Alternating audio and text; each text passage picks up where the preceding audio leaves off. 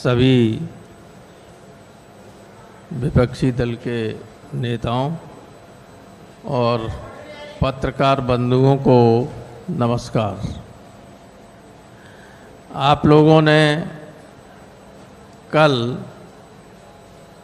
Election commission of India की press conference को attend भी किया है, देखा है और सारे देश ने सुना है। ईसीआई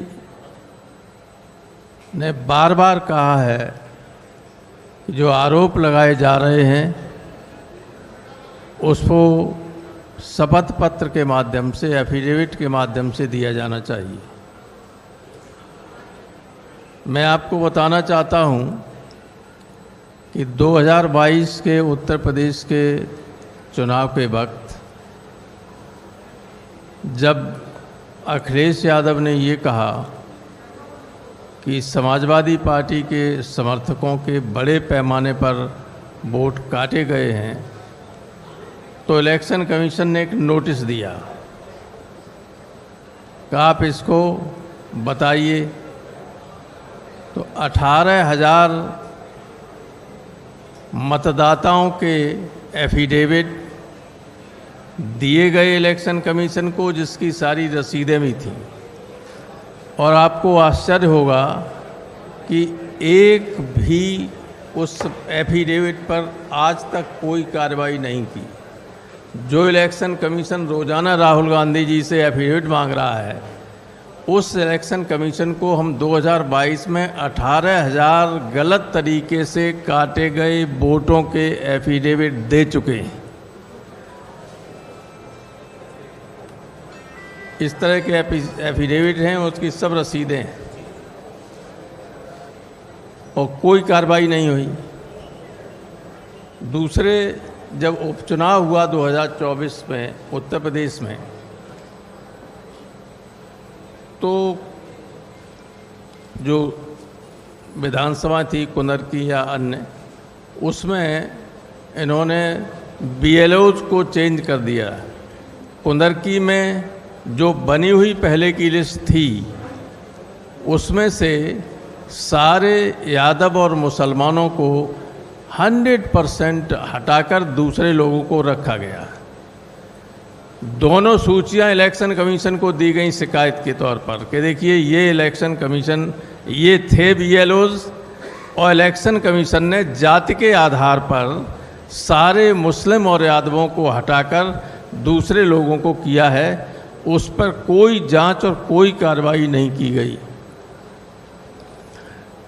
इसी तरीके से जब मैनपुरी में उपचुनाव हो रहा था, तब हमने लिख के दिया कि सिर्फ एक बिरादरी के ही सारे एसडीएम्स, सारे सीओज और सारे एसएचओज मैनपुरी में पोस्ट किए गए थे। एक ही बिरादरी की, मुख्यमंत्री की बिरादरी की। आप जानते हैं कि जब चुनाव होता है तो चुनाव वाले दिन एसडीएम और सीओ गाड़ी लेके चलते हैं, पुलिस और पीएसी उसके साथ होती है।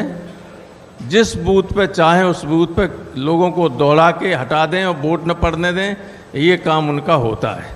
बजाय इसके कि ये देखें कि वोट सही तरीके से पड़ रहे हैं, कोई अव्यवस्था तो नहीं हो रही है, और वो भी उनका अधिकार नहीं होता है। वोट को चेक करने का अधिकार केवल प्रिसाइडिंग ऑफिसर, पोलिंग ऑफिसर्स को होता है। लेकिन ये सब आपाधापी करने के लिए इस तरह की व्यवस्थाएं की गई, जिसकी लिखित शिकायत हुई और किसी के खिलाफ कोई कार्रवाई नहीं की गई। तो इलेक्शन कमीशन का ये कहना कि बिना तथ्यों के शिकायत की जाती है, कोई एफिडेविट नहीं दिए जा रहे हैं, वो गलत है पूरी तरीके से।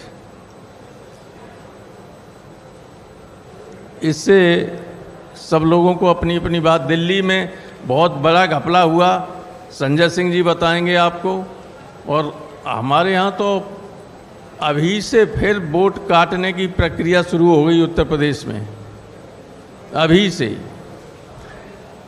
पूरे उत्तर प्रदेश में ट्रांसफ़र की लिस्ट आप देखिएगा, अगर ठीक जगह पर कुछ हमारे जो ये समझते हैं कि ये समाजवादी पार्टी के समर्थक लोग हो सकते हैं अधिकारी, उन सब को साइड लाइन करके दूसरे तरह के अधिकारियों को पोस्ट किया जा रहा है। और यही चुनाव के वक्त रहेंगे आगे चल के 27 में। तो ये सारी गड़बड़ियाँ कैलकुलेटेड वे में होती हैं और इलेक्शन कमीशन पूरी तरह से नज़रअंदाज करता है हमारी शिकायतों को। ये हमारी शिकायत इलेक्शन कमीशन से है, जबकि भारतीय संविधान के आर्टिकल 326 में ये लिखा है कि जिस व्यक्ति ने 18 वर्ष या उससे ज़्यादा की उम्र प्राप्त कर ली है उसका वोट रजिस्टर होगा। अगर उसका वोट रजिस्टर नहीं है तो उल्टी तरफ से पढ़ें तो इसका क्या अर्थ होगा? एनआरसी लागू हो गई। कोई भी दरोगा ये कह दे कि भाई संजय सिंह का वोट नहीं है, इनका वोट नहीं है, तो वोट नहीं है माने ये नागरिक नहीं है देश के। ये बहुत ही गंभीर स्थिति है। इस गवर्नमेंट का मंशा और इलेक्शन कमीशन का मंशा आर्टिकल 326 के इंटरप्रिटेशन पर देखिए कि बहुत ही गलत है। ये देश के लिए हानिकारक है। गंभीर चिंता की बात है सारे देश के नागरिकों के लिए। जिनका वोट नहीं होगा उनसे सरकारी अधिकारी कोई भी ये कह सकता है कि तुम तो इस देश के नागरिक नहीं हो। तो ये स्थिति है और इसको आप लोगों के माध्यम से मैं चाहता हूँ कि देश की जनता को जागृत कीजिए। आप भी केवल सत्ताधारी दल की बात मत सुनिए, विपक्ष की बात सुनिए, यही देश को बनाने का काम करेंगे। बहुत धन्यवाद।